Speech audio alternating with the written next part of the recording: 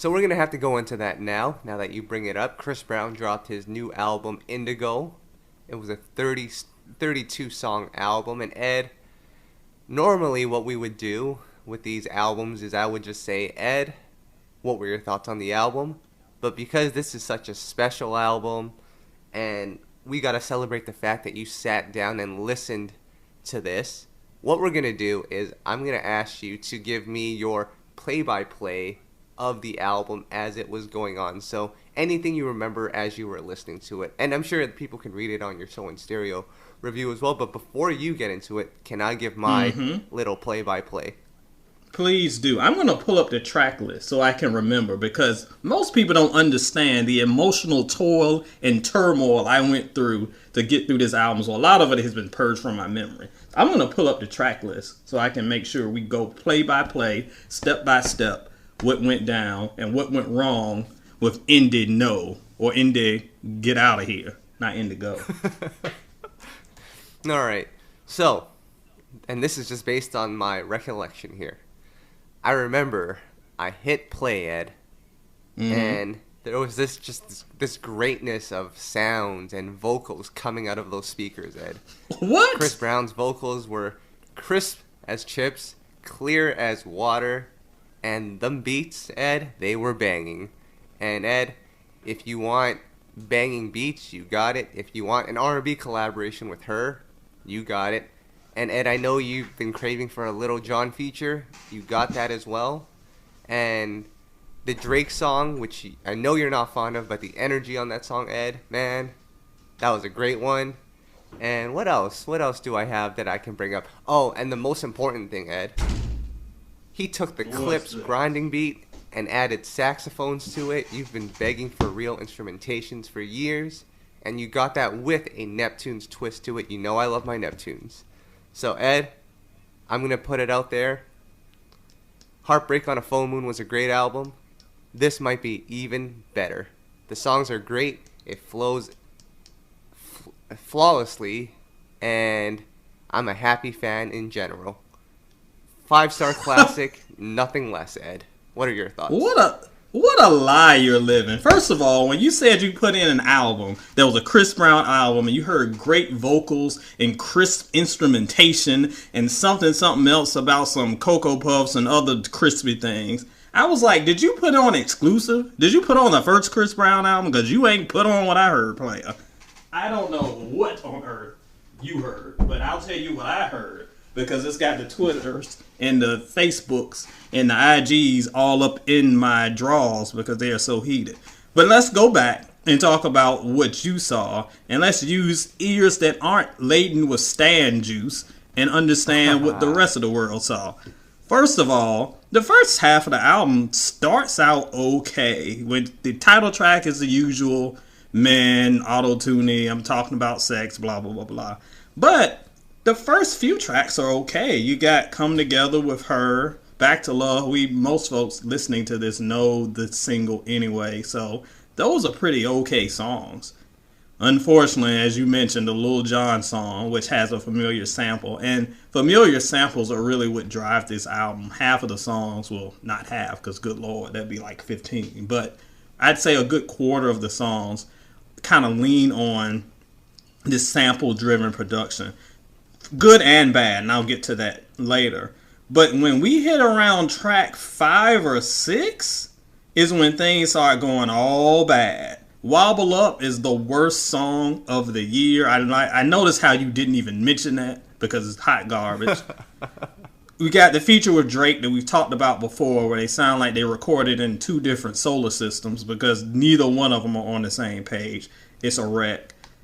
Honestly, the song that kind of surprised me the most, and we talked about this, you hit me up with this like well before it even dropped, the album dropped, was the joint with Justin Bieber. Now, I know Justin Bieber fans know that he kind of gets lumped into the silly pop lane. Dude is talented when he isn't being stupid, kind of reminiscent of Cousin Chris. But that song actually was pretty okay, and that was followed up with the song that you mentioned earlier, with the grinding drums, Sorry Enough. And here's what I mentioned in my review. The difference between a song like Undecided and Sorry Enough. Undecided is popular because it totally jacks I Love Your Smile down to the hook. It just changes a couple words. Same melody, same hook, same vibe, same everything. Sorry Enough borrows the beat, but is incorporated in a totally different way. So when you hear those that da-doom, da-doom, all right, you know that's clips. You know that's grinding. But he's singing about something different. The presentation is suddenly different. He's got a saxophone over it. It's a well-done production because not only does it sound familiar, there are new elements to it. He's not just saying, oh, I'm gliding, I'm minding, I'm minding. Like, that's just lazy. And most of the sampled production here kind of leans on that. So I did like Sorry Enough. Unfortunately, Sorry Enough is a perfect name because after that track, we got like 20 more to go. And that's when the album gets so lazy. There's just so much stuff here with absolutely no substance. It's all just okay at best and hot garbage at worst. And when we got an album that has more than 30 songs and you could actually cut it off at 15, play it. That's not a good look, dog. That's terrible. So I think that what we're looking at is too much of a bad thing. And if you ask me, it's about time we stop celebrating artists for putting a bunch of junk out. Player, my mentions have been ablaze. It's been a landfill because there are so many stands that's, oh, I wish I could share some of the tweets. I've been called broke, a clown, a this, a that, all because your king of R&B, I gave him a review that wasn't feasible for the masses. Look, player, it's funny. First of all, it's funny to me that people who still living at home with moms are calling somebody with a 20-year career broke. Yeah, go holler at your, figure out what you got your allowance for before you talk about my bank account. Thanks, dog. But it's about time that instead of standing, we start holding these artists accountable. This isn't the first time that he's dropped some garbage. In fact, it's been a long time, and even you must admit, Mr. Kyle, it's been a long time since your boy gave us an album that exceeded the 3.5 star range. Like, it's been ridiculous. And as much grief as I gave Heartbreak on a Full Moon, I actually enjoyed probably 10 or so songs were great. I still listen to Sensei. I love that song. Here, there is absolutely nothing.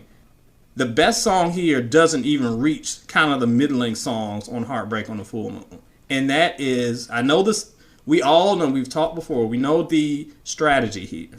Cousin Chris is going to flood the market with a bunch of new songs. He's going to get his stands, including you, to stream it, so he can rack up the streaming numbers. So yeah, his stuff gets artificially inflated. But I'm not here to judge by how much I like the artist or how much I should fawn over them because they have more money than me, or how much I like one song out of 30. I'm here to talk about, is it a good album? That's what I do. I look at it in totality from beginning to end. And in totality, this is a total disaster. And time y'all fess up. Your boy messed up. But I will give a shout out. I want to give a quick shout out to Brittany, who commented on the post. And after getting raked over the coals by the Breezy fans, I want you to listen to what she said. She said she has been a fan of Cousin Chris since she's 10. And she's now 22. And even though she loved Heartbreak on the Full Moon, playing Indigo was definitely a drag. And I found myself tuning him out. He needs to learn quality over quantity and start personalizing his songs and a lot less sex. And that was all caps. Great review, though. I had to leave a comment just to tell you how much I agree. And I'm a die-hard Team Breezy fan. This is the best part. But the best fans know the good and the bad. LOL. It's okay to be a fan of dude and say, you know what? This album ain't hitting. He will not come to your house and revoke your fandom. So y'all can ride with this one if you want.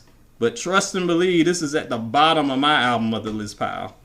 Hot garbage.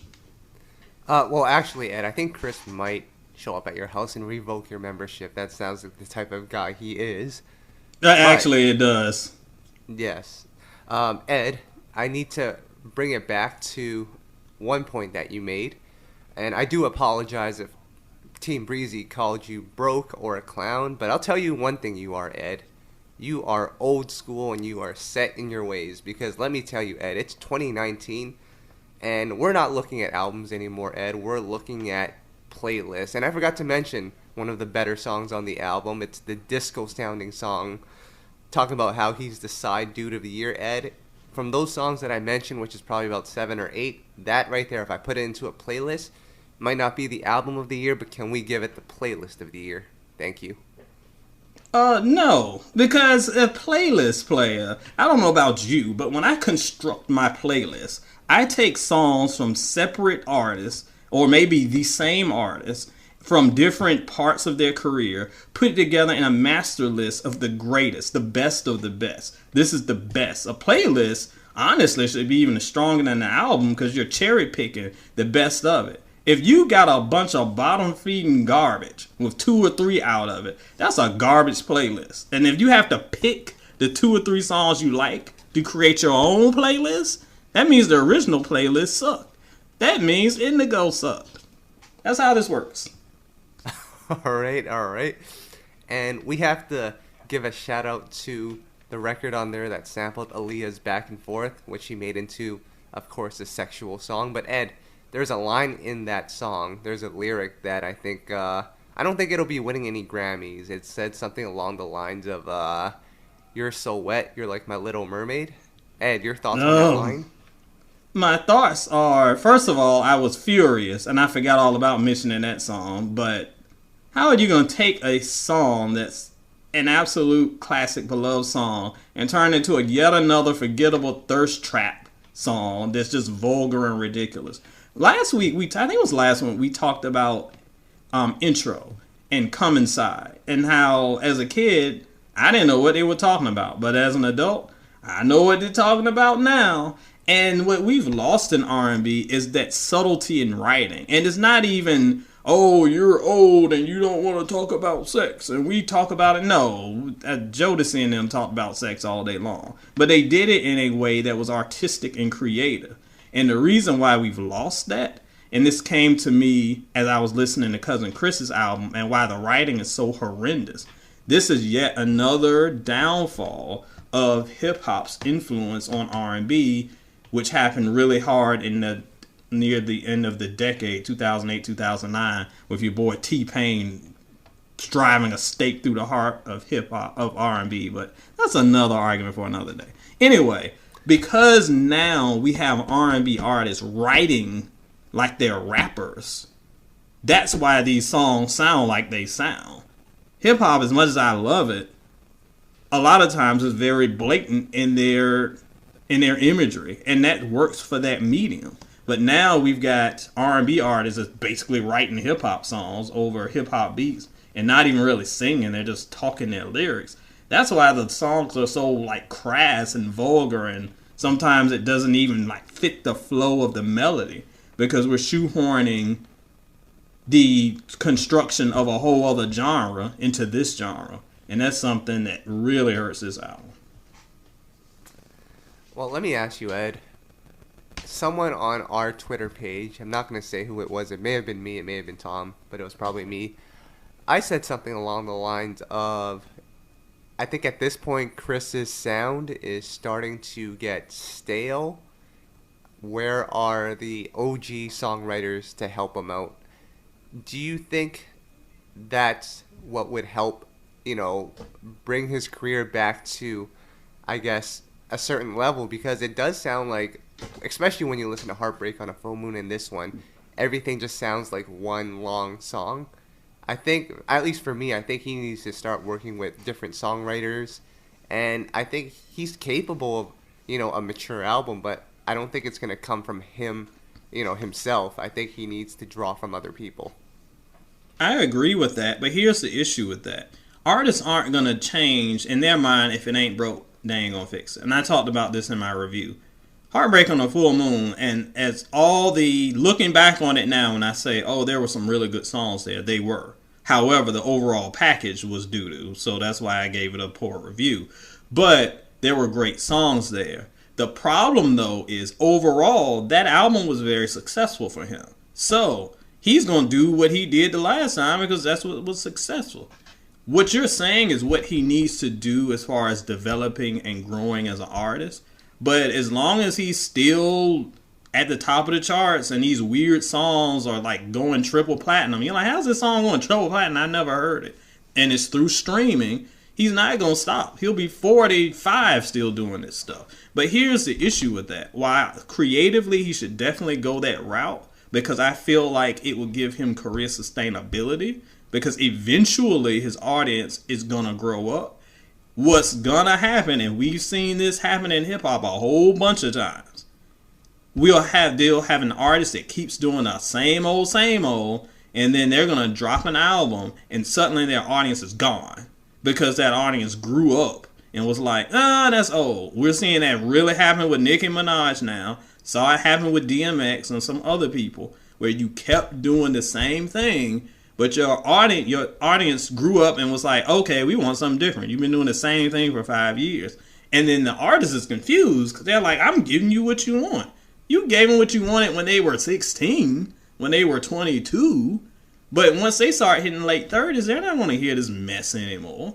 So if you don't evolve with your audience, you're going to get left behind. And he's getting to the point where he's going to get left behind. As much crap as I got for my review of this album, it's funny, as we talked, I just saw another comment come in that just says, from Anesta, another diehard here that agrees sadly with most of what you say.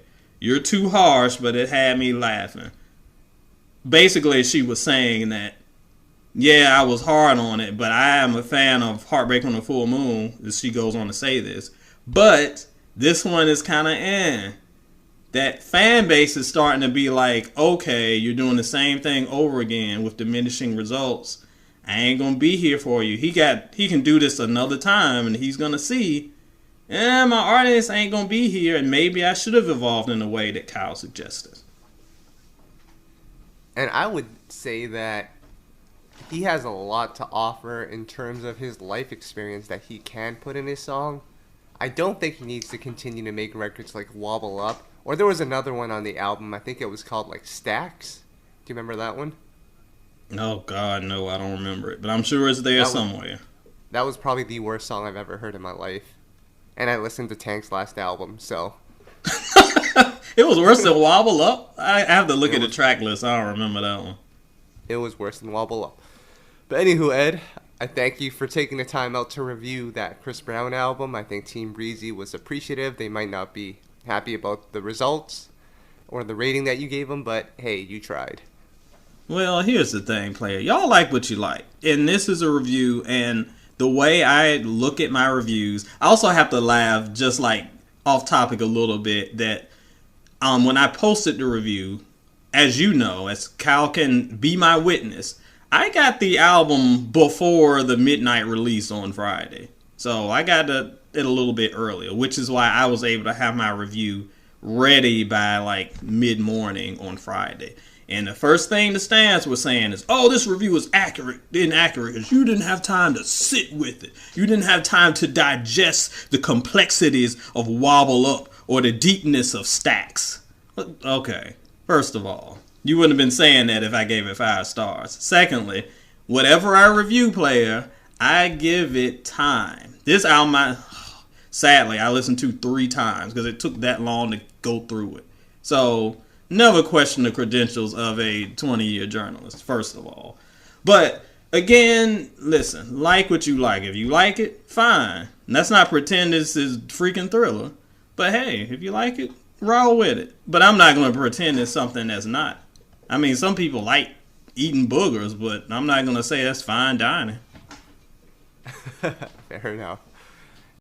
Hey guys, if you enjoyed that segment right there, then go ahead and hit subscribe on our YouTube channel. We post a podcast once a week with discussions on R&B, the genre that we all love. And we also bring in special guests, R&B artists, producers, and writers that have contributed to the genre. And we just talk about music.